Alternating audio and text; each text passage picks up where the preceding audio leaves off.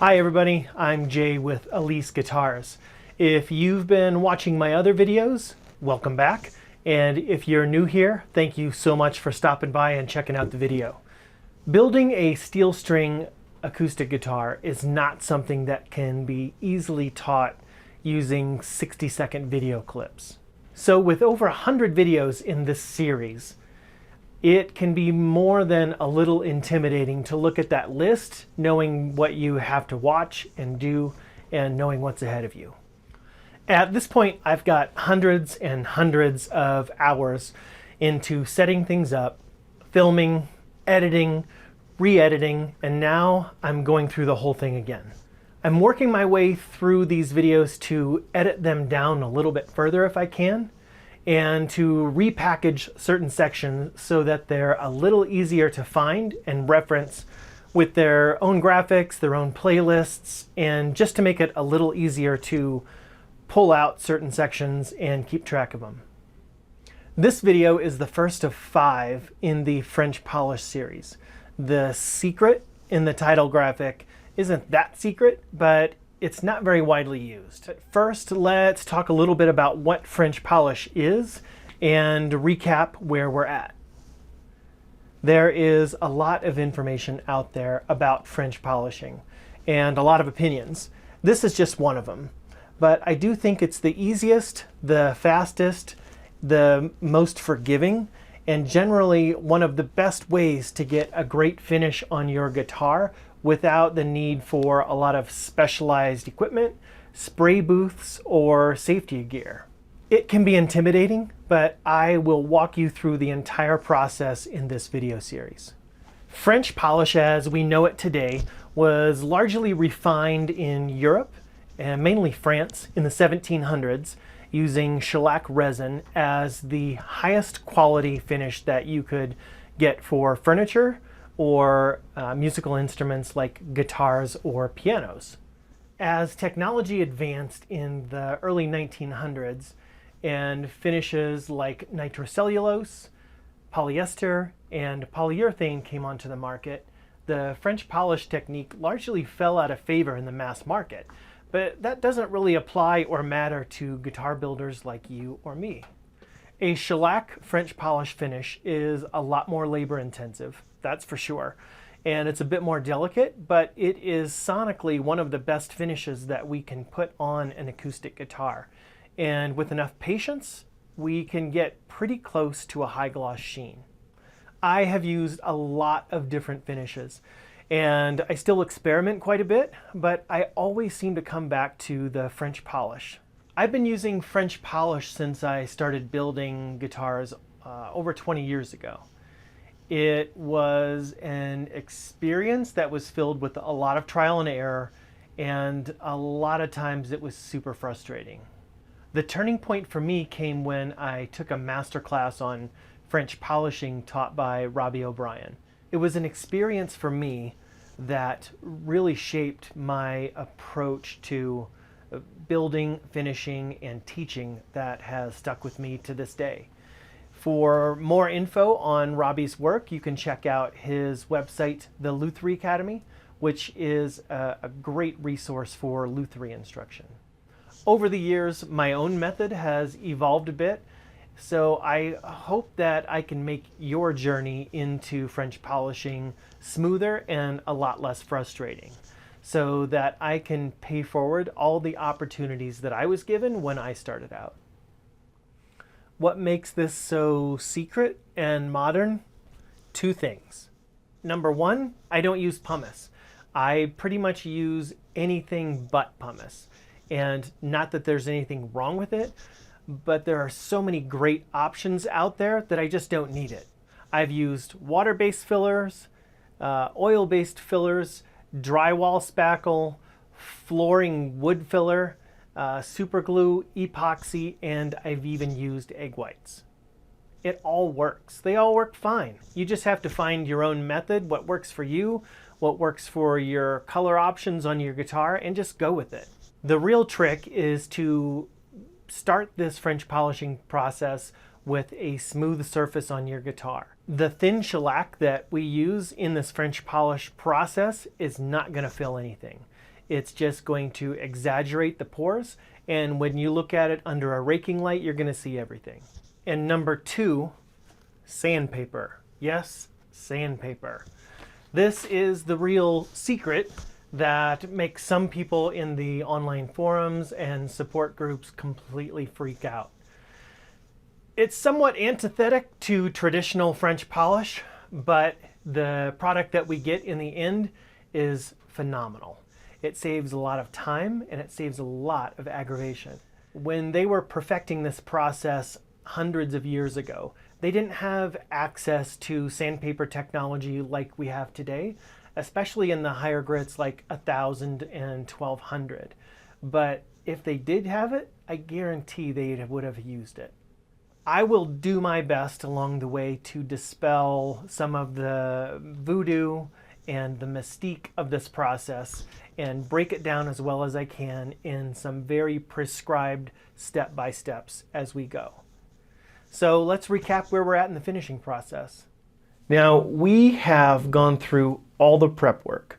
We have sanded, we've masked our bridge, we've masked the fretboard, we have pore filled, we have gotten all the nooks and crannies we possibly can. Now we are ready to start actually French polishing. There is a lot of voodoo about French polishing, a lot of mystique about it. It's generally misunderstood, I think. It's really not that difficult, but you do need to follow some very precise, prescribed steps in order to make it work and in order to do a good job about it. French polishing, as we know it today, has been done for over 200 years. But this particular version is a modernized version of that method that doesn't quite follow it. It's a little bit different. I am not going to break this down completely, and this should not be considered the end-all be-all of this particular French polishing process. But I do hope to give you enough information to walk you through this well enough to end up with a product that you're happy with. This French polishing modernization I learned from a mentor of mine and someone who I consider a master. Robbie O'Brien has an excellent tutorial of this available online on his website, and I'll post a link to that in the description if you want to purchase that and be able to probably have a better understanding from start to finish. But for right now, I'm just trying to get some of my students following along on this build through the process and get this done enough so that we can make a complete playable guitar. This technique essentially has 5 parts.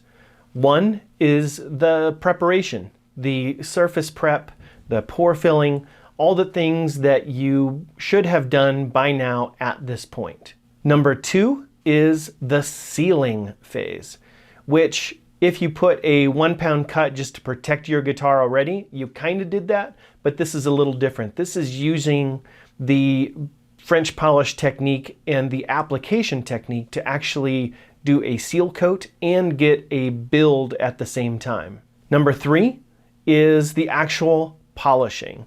Now this is a cycle. So this third part, the polishing step, you really need to consider as a set of steps within a set of steps. So when we talk about the polishing phase, it's really 5 parts in and of itself. I will break down each of those 5 parts when we get to it, and I'll probably repeat it several times so that you really have it drilled into your mind exactly what those parts are. Number 4 is leveling, and this is one of the things that really sets this technique apart from the others and makes it much quicker, in that we do use sandpaper in this leveling process. The sandpaper just wasn't available when this process was developed at least a couple hundred years ago. There's some evidence that it was used, I believe, as early as 200 or 300 AD. But the process that we know about is a couple hundred years old. And as recently as 100 years ago, they did not have the quality sandpaper that we have today, especially when you get up into the higher grits that we will use for that process, which is 1200, 1000, somewhere in there, to really make this process quicker and a little bit easier to have a gorgeous flat level surface at the end. Number 5 is spiriting off, and that is using pure alcohol to wipe away some of the oil that we had left on there in the polishing process. And we'll get to that in a little more detail when we actually do the spiriting. So let's get right into it, and I'll show you some of the supplies that you need. The first thing we're going to need is some cheesecloth in order to make our muñeca, or pad. This cheesecloth is from a fabric store. This one is from the hardware store. You can see this one is a little more dense. It has a tighter weave. If you go to a finishing supply store, you may even find a tighter weave than this, but the tighter the better. This one is the one I'm going to use. We're going to need about a 4-inch square. If we get this too big, it's going to end up causing some real problems and storing too much shellac and alcohol and probably melting whatever you had just applied. So this is just fine. The second thing we are going to need is some material for the outer cover of the muñeca, which I use linen. Linen is pretty sturdy, but it's not super rough. It also tends not to shed, so that I don't end up with a lot of fuzzies sticking into my finish when I'm applying. But it is sturdy enough to hold up well during the polishing process, so it actually does do a good job of polishing and spreading the finish around. And I just have a strip of this that I'm going to cut off a bunch of squares. I'm not going to need this many for this guitar, but I have the strip cut. I might as well be prepared. I'll probably replace the outer pad at least once, just at the very end for the spiriting phase. There we go. This material I just got at the fabric store. Just ask them for a white linen and they should be able to direct you exactly where you need to go. Again, about a 4-inch square piece of that. I typically use a 1-pound cut of blonde shellac to seal anything that I'm doing, any of my work pieces. And I've got that in here. I have it labeled, I have it dated. In this container, I put in some pure grain alcohol up to this line, and then I added about that amount again of a 1-pound cut of blonde shellac, and then I added a little bit more, which is going to get me somewhere close to about a 3/4 pound cut. Somewhere between a half and 3/4 is what I have in here now. You can use denatured alcohol, which you can find almost at any hardware store. The trouble with it is that to make it denatured, they actually add toxins and poisonous substances into it so that you don't drink it, which really can harm you. It can affect several of your organs, and not that drinking enough of the pure grain alcohol can't do that, but by just casual contact with it is not going to harm you like denatured alcohol does. I'm still going to wear some gloves, but just so my hands don't get sticky. Now I'm going to transfer my 3/4 pound cut into this bottle. The first thing I'm going to do is charge the pad. And I just put it on top of the bottle, tip the bottle over, And the first time you do this, you just squeeze it a little bit, get it distributed through it, and close the bottle. It does not need to be soaking, dripping wet at all. Now I'm going to take some very light strokes with this on the back of the guitar, and they're going to be light enough that there will be a very faint trail of wet behind it, and that should almost immediately flash off. You'll kind of see it dissolve. It'll look a little bit like a desert mirage. So it'll kind of vapor away, and all I will be left with is a very small microscopic almost layer of shellac.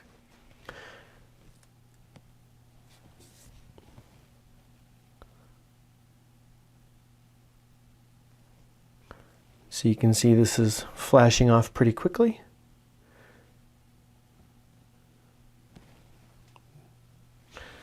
I really want to come at this with a light touch.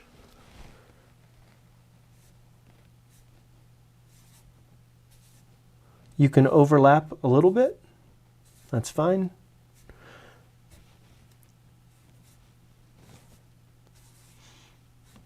This can be a painstaking process to layer this on.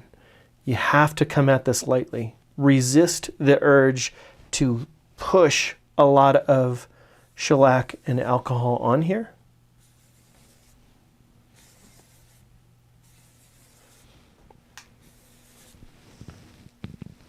Very lightly. This takes a long time to build, and this is called the sealing process. We're in a seal phase. So all we're trying to do is seal this wood off. And it's dry. That is all we are really looking for. That's as much product as we want to lay down.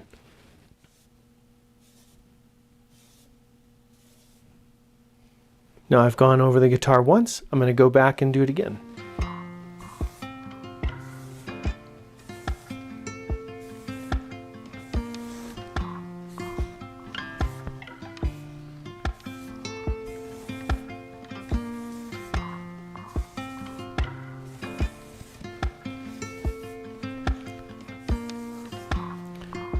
And once you start to see it dry, once you really don't see much moisture being left on there,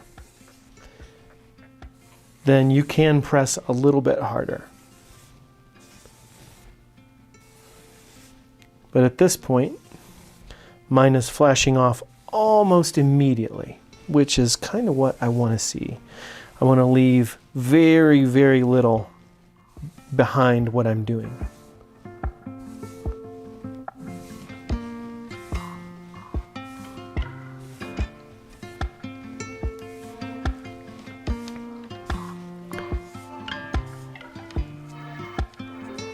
I'm still getting some rosewood residue on here, so I know it's not sealed yet. So I want to go back a third time.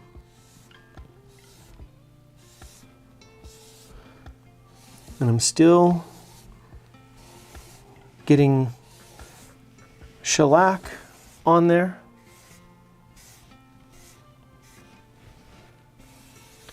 If you notice it is getting dry, you don't have to recharge it right away. What you can do is just open this up, kind of expose the inner part to the outside, fold it in a different way. Yep, and I got more off.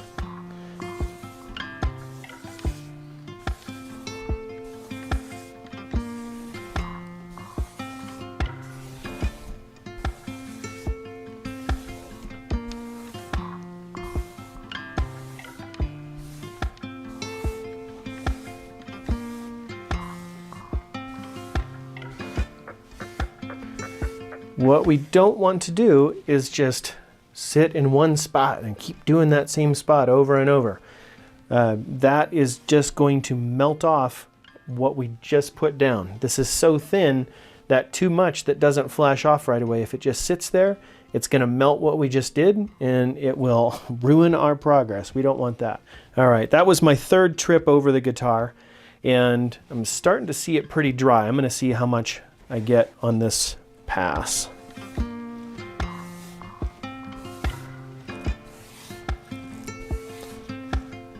Not much. I'm starting to run really dry even if I put a lot of pressure on it. So it is time to recharge the pad.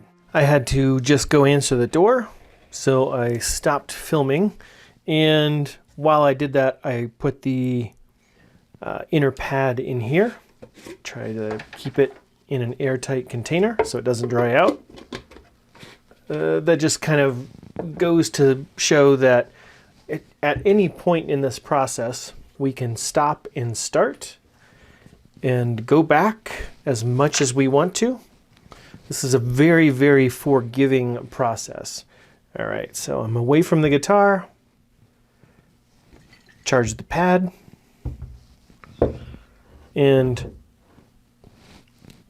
push that into the side of the bottle so that it distributes the shellac all through the pad and also wicks out just a little bit extra onto the side of the bottle that otherwise would have gone onto the guitar and probably melted what we just did.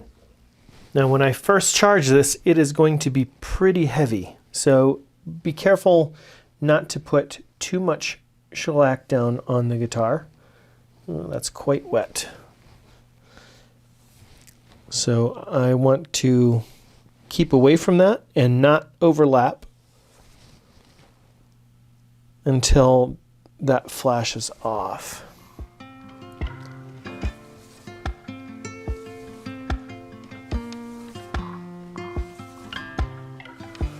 So I am going kind of alternating, leaving a space in between.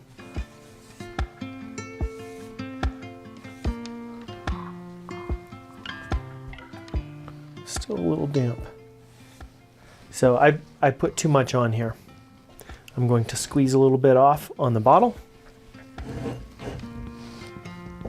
Okay, that's better.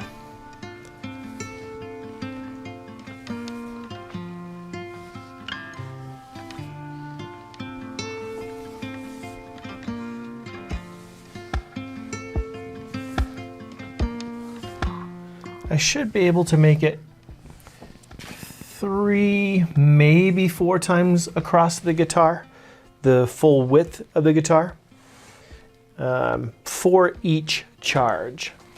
And on this seal phase, I'm expecting to have 4 to 5 charges.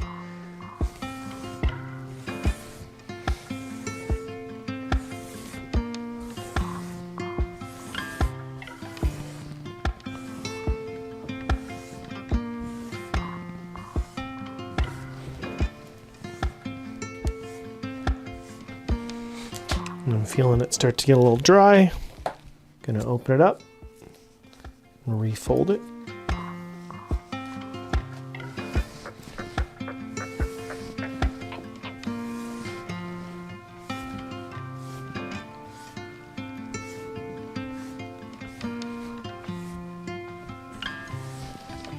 And when this pad starts to get a little bit on the dry side, you might want to experiment with how fast you're moving. When this is fully loaded, a quick pass like that is not uncommon, and you probably need that. When it starts to dry out, you can push a little harder and a little slower to keep getting that same amount of shellac being deposited onto the guitar. I'm on my second charge, and having moved across the guitar, going on 4 times now, I think I am at the point where I need to charge it another time. So I'm going to unwrap this. Try to squeeze anything else out of this charge that I already have. You can take this and put it on your arm and see if it still feels wet. If it still feels wet, you can probably get more out of it with a little more pressure. If it doesn't feel wet on your wrist or your cheek, then it's probably time to recharge it. Okay, I'm going to recharge.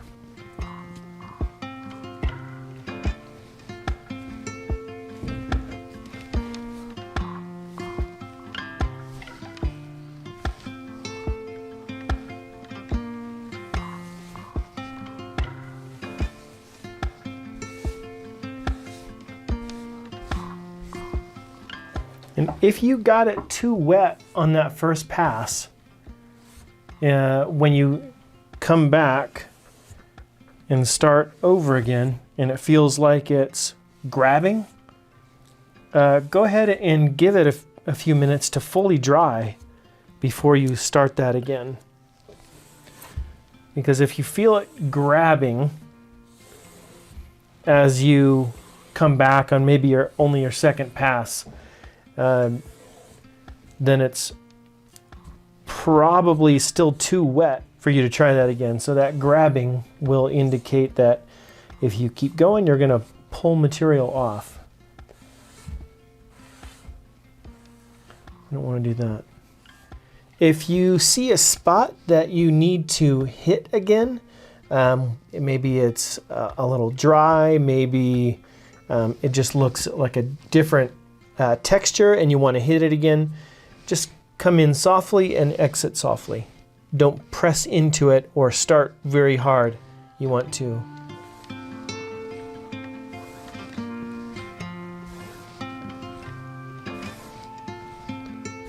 That's really one of the key things in this whole process, is very light.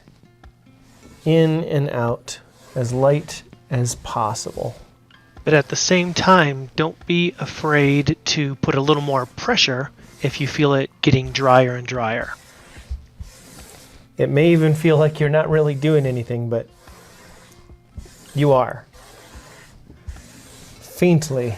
And it's much easier to see on this dark wood.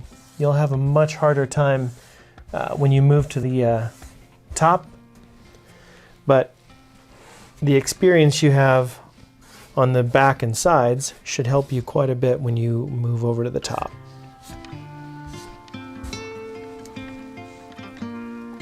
Okay, it's feeling like it's a little dry. Flip it inside out.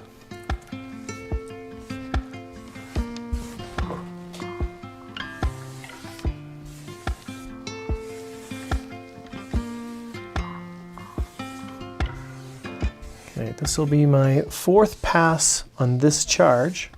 It looks like I may be officially done with the sealing process because I don't see anything like rosewood color being transferred onto my pad anymore. But I'm going to do one more charge and try to get just a little bit more build before I move on to the polishing itself. So this will be my fourth charge. I want to get 3 to 4 passes on the guitar with this charge, and then we will move on to the next phase. So hold my pad on the top of the bottle, flip it over real fast, squeeze a little bit out onto the bottle, and I'm going to start in the middle this time and work my way out to the sides, because each time so far I've only started on the sides.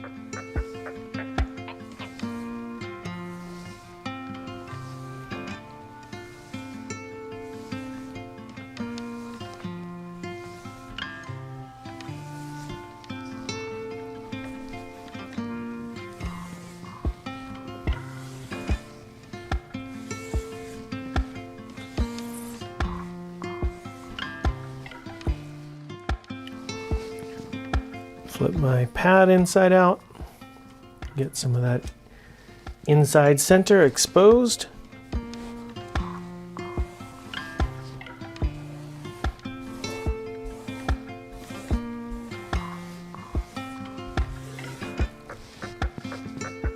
Feels a little moist still. I think I'm still getting something out of it. So I'm going to increase my pressure.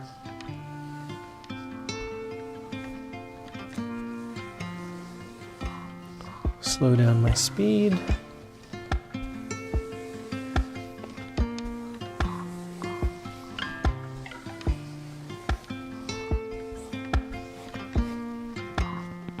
All right, that feels dry. Now that we're coming to the end of this sealing stage, so we have done 3, 4, 5 charges somewhere in there, and able to get 3 complete passes over the guitar for each of those charges. Take one last look around the guitar. Make sure that you don't have any big scratches, any obvious pores that you need to fill, any dents, dings. You'll probably have some pores that didn't get filled.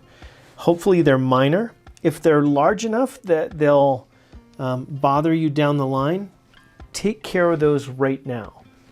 Don't wait until we've gone through this whole process of French polishing, put hours and hours into it, only to find that, oh, you know what, that scratch or that pore that I thought I could live with now is just upsetting to me or whatever. So take a look through, make sure you haven't missed anything. Now is the time to do it. If you've got a big scratch, take it back. Go back to the wood. It's not a big deal. If you have big pores to fill, go ahead and sand it just a little bit and do your pore fill right now, and then sand it again, get that smooth, and start the process. And you can spot process, you can spot polish, spot seal just those little parts. If you do that, just make sure that you give it plenty of time to dry in between your passes, because over the whole guitar we have the time that it took us to get from this side to this side in order for this to dry. But if we're only doing a small part, then we want to do a pass, let it dry for a minute, do another pass, let it dry for a minute. The whole key is thin, thin, thin, and time. So keep things very thin, very light, and give it time. Don't rush this. If your tendency is to rush this project, you are really not going to have success with a French polish, because it does take patience and time, and that will pay off even in the short term. This will be done fairly quickly. It seems like it takes a long time, but there are just several steps to take. You'll get through it, follow the steps, and you will have some success with this. Once you have taken a look, made your pore fills, fixed any scratches that were remaining, and done your cycles and passes for each of those cycles and all those coats, and everything is looking the way you'd like it to, it's time to move on to the polishing process. And go ahead and put your inner pad in an airtight container. We'll set that aside. We'll leave this dry for 10 to 15 minutes and let the shellac harden up a little bit more before we start polishing it, and we'll be ready to move on. So I'll pick this up in the next video and we'll start polishing.